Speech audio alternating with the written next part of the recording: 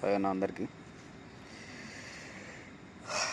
రాజకీయ నాయకులు ఈ ప్రభుత్వాలు ఎట్లా పనిచేస్తున్నాయంటే ఎలక్షన్స్ రాగానే మొత్తం వీళ్ళు శుద్ధ పూసలు అవుతారు, శాంతి దూతలు అవుతారు. ఎలక్షన్స్ అయిపోగానే మంత్రులు అవుతారు, ఎమ్మెల్యేలు అవుతారు, అధికారులు అవుతారు. తర్వాత వాళ్ళ బలుపు వాళ్ళ వాళ్ళ ఒక అసమర్థత ప్రజలకు ఎంత ప్రమాదం కలుగుతుందో చూడు. ఒక విద్యాశాఖ మంత్రి, ఒక ఆరోగ్య శాఖ మంత్రి, ఒక హోమ్ మినిస్టర్, ఈ 3 మినిస్టర్ పదవులు ఏంటంటే చాలా కీలకమైన పదవులు ఇవి.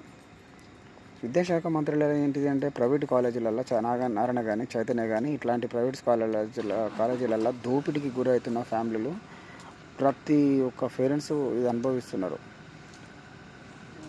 స్టూడెంట్స్ ఎట్లా అంటే వాళ్ళు పెట్టి టార్చర్లు భరించలేక కొన్ని ఆత్మహత్యలు జరుగుతున్నాయి. కొంతమంది ఎట్లా ఫుడ్ బాగలేదని కంప్లైంట్ చేస్తే స్టూడెంట్ని ఇబ్బంది పెట్టి ఇట్లాంటివి ఉన్నాయి. హాస్పిటల్లో పోయేది పేద ప్రజలు పోతారు. ఆ పేద ప్రజలకు హాస్పిటల్లో అవుట్సోర్స్ జాబ్స్ ఉన్న ఆయమ్మలు, సెక్యూరిటీ గార్డులు, ఒక కాంట్రాక్టర్లు ప్రజల దగ్గర పైసలు వసూలు చేస్తుంటూ మెటర్నిటీ హాస్పిటల్ దగ్గర చిన్న పిల్లలు చనిపోతుంటారు, తల్లులు చనిపోతున్నారు. ఇట్లాంటిదంటే కంప్లైంట్ చేస్తే ఆరోగ్య శాఖ మంత్రి ఎవ్వడు రియాక్ట్ అవుతలేడు. మరి ఏ ఇన్ఫ్లుయెన్స్ యూజ్ చేస్తుండో తెలియదు.